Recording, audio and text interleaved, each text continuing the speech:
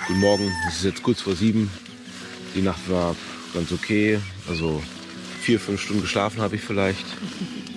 Die Temperatur hat gepasst mit Downhose, Downjacke. Downhose ist sowas Geiles. Und ich habe einen dickeren Merino mit 230 Gramm pro Quadratmeter. Das ist echt super. Den ziehe ich auch gerne zu Hause an. Ja, und Anna, du brauchst eine andere Isomatte? Ich war eindeutig eine andere Isomatte. Deine ist das hört man immer überall, ne? Ja. Thermarest, Neolite, Air, X-Lite. Aber die ist? Genau, ich habe das Frauenmodell gewählt. Mir ist sie einfach doch zu kurz und zu schmal. Ja. Du brauchst diese rechteckige Form ja, auch, ne? genau. Ich mag auch eine rechteckige und breitere. Okay, ja. Das war mal ein bisschen Materialtalk. Also gut, dann bauen wir jetzt hier ab. Schlafsack einpacken, Isomatte und Zelt. Und dann fahren wir gleich los.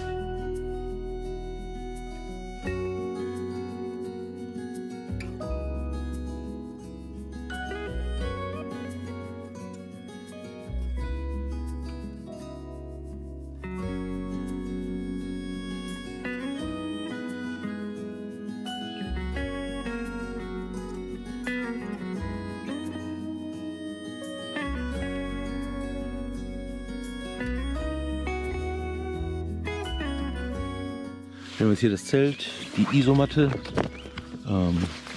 Jetzt kommt mein Merino da noch rein. Und dann später hier die Downjacke oben drauf. Und dann wird es zugeschlossen. Ja, es ist 7:51 Uhr. Wir rollen vom Campingplatz. Und da haben wir vor einem Jahr oder so gesessen.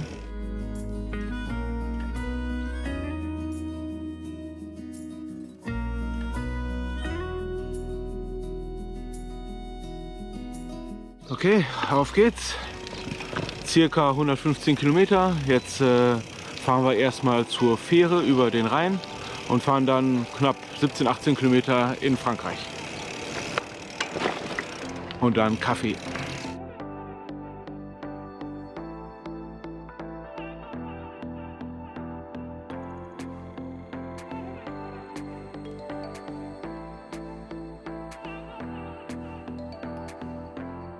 Kommt die da schon? Ich glaube, die kommt da schon, ne? Ja, die kommt da schon. Ja, cool. hervorragend.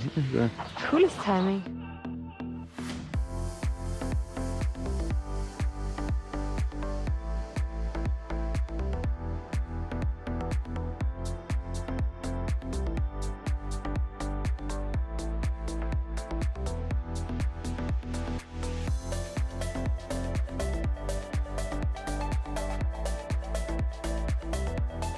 Dann möchte ich nochmal Werbung machen für helden.de und deren sehr umfangreiche Fahrrad- und E-Bike-Versicherung.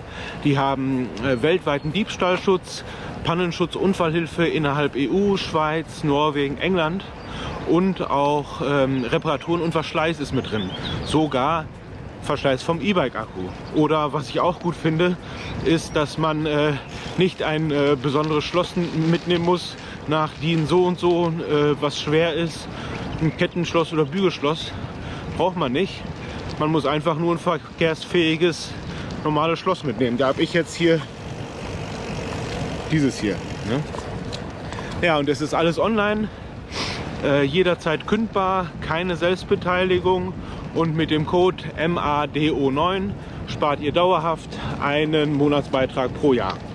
Also wer sich das nicht hat merken können, dem habe ich es auch noch mal in die Videobeschreibung geschrieben. Und ja, Werbung Ende. Ein bisschen frosty. Hallo. Bonjour Anne.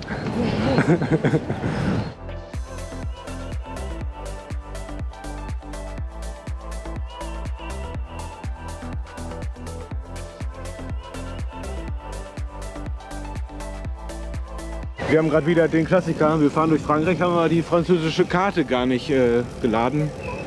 So ein bisschen Straßeninformationen fehlen jetzt hier. Normal wird ja noch im Straßennetz angezeigt. Wir haben jetzt nur die gelbe Linie.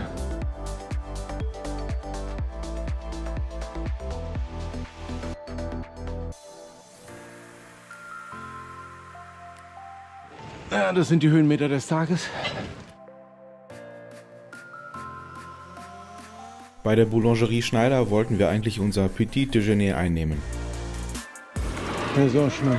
Mir hat 24 Stunden, 7 Tage die Woche eine Pizza frisch machen lassen. Scheiße.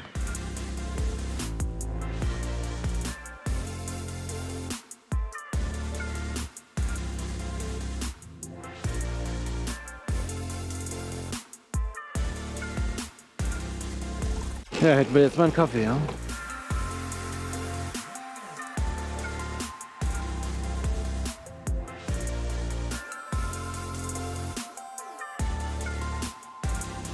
Wir müssen jetzt mal schauen, wo wir unser Frühstück bekommen. Am 1. Mai ist es dann noch mal ein bisschen schwieriger am Feiertag. Wir glauben, wir müssen bis Deutschland fahren. Das sind noch so 17 Kilometer und dann gucken wir mal.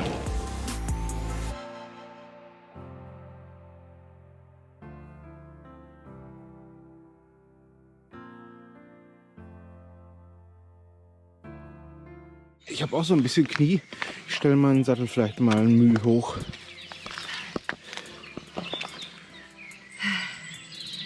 Hast du noch einen Schluck Wasser? Ja, klar.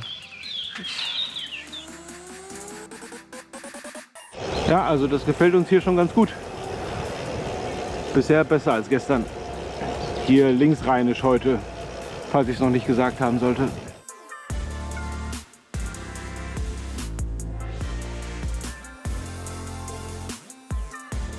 Ja, mittlerweile sind wir auch schon wieder in Deutschland. Habe ich gar nicht gemerkt. Schon seit einigen Kilometern. Ja, woran haben wir das jetzt festgemacht? Ja, da stand gerade halt Kieswerk und Schirmfelder. Beschreibungsschilder auf Deutsch. Stimmt. Also auch im Fließtext. Ne? Das ist dann eindeutig eigentlich. Ja, da vorne vor uns liegt der erste Ort. Mal schauen, ob wir da ein Frühstück bekommen. Das wäre hervorragend. Wir werden hier gerade zum Bäcker navigiert von dem Mann. Ist das gut?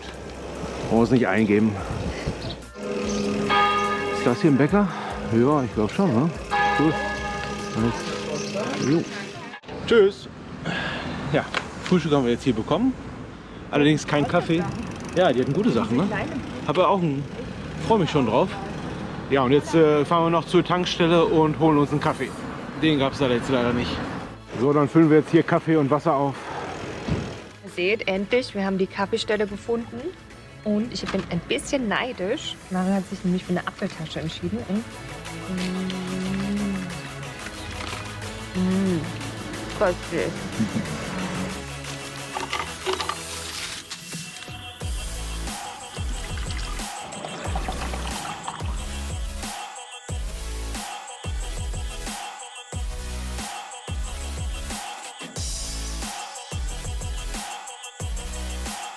Wir waren mutig, Ja, es ist etwas frisch.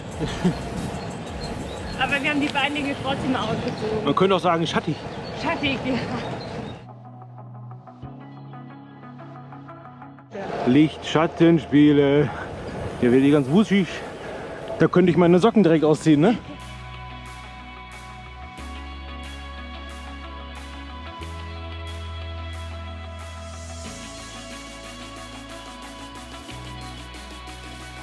Haben wir eigentlich schon gesagt, dass es nicht regnet?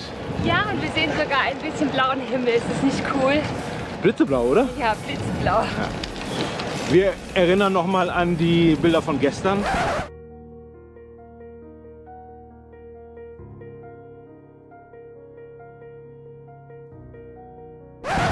Schon schöner ohne Regen.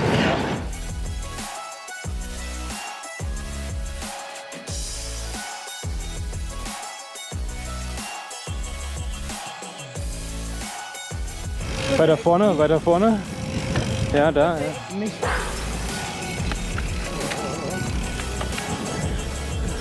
Okay, Also, das Ranmachen muss ich. Ja, also das Aber Ranmachen ich war weiß jetzt, nicht, ich hab mal getrunken. hat eine halbe Stunde gedauert. Wir merken gerade, dass es ganz schön schlau war, am 1. Mai am Rhein entlang zu fahren. Jetzt kommen die ganzen Fahrradtouren und Bollerwagentouren hier. Auch entlang. Ja, ein bisschen Pilot. Pylon fahren.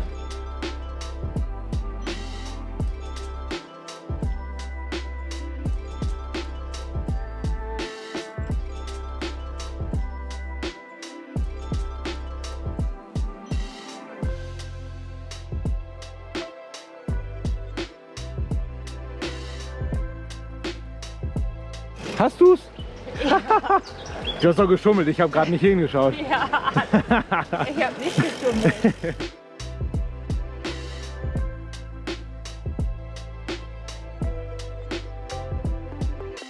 Wir freuen uns schon auf die Pizza.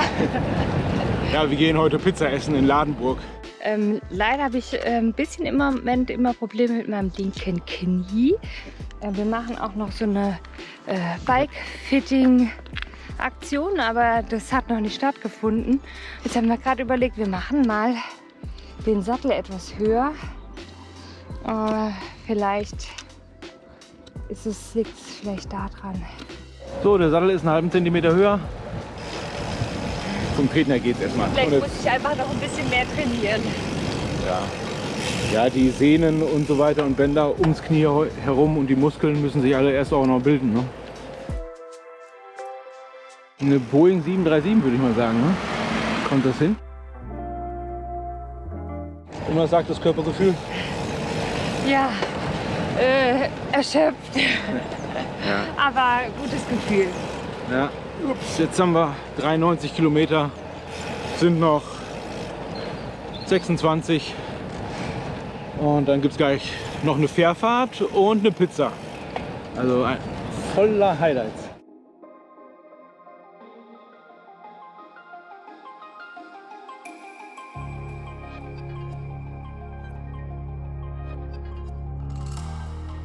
Hier sind wir auf der Rheinfähre Altrip.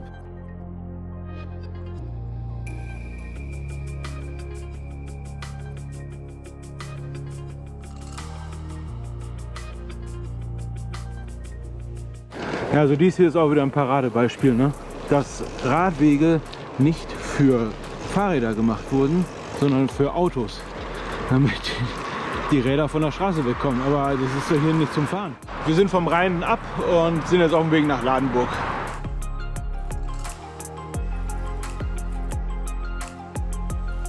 Autobahn.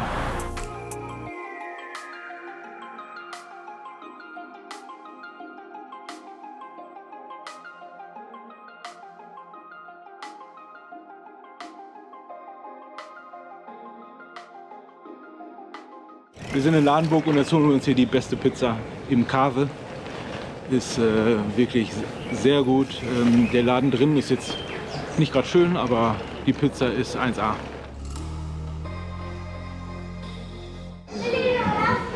Ja, dann ist man.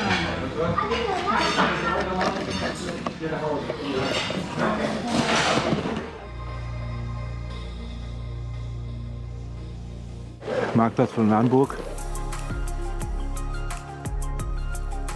Ja, schaut euch das mal an. 30 Minuten oder vielleicht 45 Minuten später und wir haben hier mal mega Magic Sonne und blauer Himmel. Ist das nicht cool? Ja, da vorne steht die geschaffte Anne und wir sind jetzt kurz vorm Ziel und ich wollte ja noch einen kleinen Vergleich machen zwischen unseren Modellen vom Rose Backroad und dem Open Wide. Heute Nacht, als ich im Zelt wach lag, habe ich mir ein paar Notizen gemacht auf dem Handy und das gehen wir jetzt mal eben durch. Also ich habe heute zu Anne auch schon gesagt, bei so einer Tour wie an diesem Wochenende ist es egal, welches Fahrrad man nutzt. Ja? Es ist beides der gleiche Spaß. Kommt man aber in die Berge, ja, dann würden wir auf jeden Fall schon das Open Wide bevorzugen, weil da einfach die bessere Schaltung verbaut ist. Nicht, weil sie elektronisch ist, sondern weil sie einfach einen deutlich kleineren Gang hat. Und jetzt ist aber so, dass das Rose Backroad, das gibt es ja auch mit der gleichen Schaltung, die beim Open verbaut ist. Und wenn ich mich also dafür entscheide, dann ist der Punkt schon mal hinfällig. Was bleibt denn noch an Unterschieden? Da fällt mir ein Tubeless. Das hält bei den Opens viel besser als beim Rose. Da war es dann oft so, dass es zwar tagsüber schon funktioniert hat, aber wenn man dann am nächsten Morgen zum Fahrrad geht, dann war der Reifen auf einmal platt. Und das hat dann schon genervt. Das war dann 3-4 Mal. Ein sonstiger Unterschied ist natürlich am Open, dass da ja die deutlich besseren Komponenten oftmals aus Carbon verbaut sind, wie Laufräder, Sattelstütze, Vorbau, Lenker. Das ist natürlich ein super Werkstoff, schön leicht, muss man allerdings dann eben auch teuer bezahlen. Oder was auch Wichtig ist das Lenkerband. Und das ist beim Open so toll, das fasst sich so toll an, das guckt man gerne an. Auch ein Punkt, der mir beim Open besser gefällt. Ja, also alles in allem denke ich 2 super Carbon Gravelbikes mit Vorteilen fürs Open. Das ist nur die Frage, warum sind denn Leute dann bereit, da mehr als das Doppelte dafür auszugeben, wo doch die meisten Sachen auch mit dem anderen gehen könnten. Ne? Und da denke ich, ist der Grund, dass es einfach Hobby ist. Und bei manchen Leuten ist das Hobby eben sehr, sehr groß und die beschäftigen sich Tag ein, Tag aus damit, wissen genau, welche Teile sie haben wollen und fahren wollen und brauchen deswegen halt einen individuellen Aufbau und der kostet eben einfach mehr.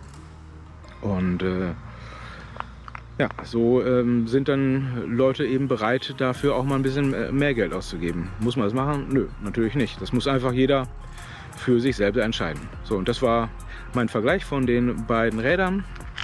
Und dann würde ich sagen, machen wir hier auch das Outro zur Tour, oder? Genau. Ja, Bei Tour Regen gestartet, bei Sonne. Tour war schon krass, ne? Jetzt bei Sonne geendet. Alles in allem ganz gut. Ja, die Problematik bei einem großen Flussradweg wie dem Rhein, ich denke, die ist mittlerweile bekannt. Natürlich ist auf so vielen 100 Kilometern nicht alles immer schön. Hat halt eben auch seine Schwächen. Aber ja, die Testtour jetzt. Genau, war nochmal wichtig. Ich denke, gerade für die Tour auch nach weiß ich jetzt, ich brauche auf jeden Fall eine andere Isomatte. Genau. Und ja, es ist schon auf jeden Fall, es bietet sich an, mal eine Testtour zu machen. Also auch wenn ihr mal auf größere Reise gehen wollt, macht vorher mal ein Wochenende, fahrt raus und macht alles so, wie ihr es auf der großen Tour auch machen würdet. Dann stellt ihr schon fest, ja, was klappt und was nicht funktioniert. Ja. Und wir haben jetzt auch noch mal ein bisschen Routine bekommen mit den einzelnen Sachen, auch mit der Regenkleidung, die wir jetzt so in diesem Jahr noch nicht haben testen können. Ja, und jetzt ist eben der 1. Mai. Mai ist bei uns ziemlich voll. Im Juni machen wir vielleicht noch mal was und Ende Juni geht es dann bei uns auf größere Reise. Ja. Da freuen wir uns. Und dann ja, verabschieden wir uns erstmal. Genau, bis bald. Genau. Ciao, ciao. Ciao. Über den Link in der Videobeschreibung gelangt ihr ganz easy zu meinem Komoot-Profil.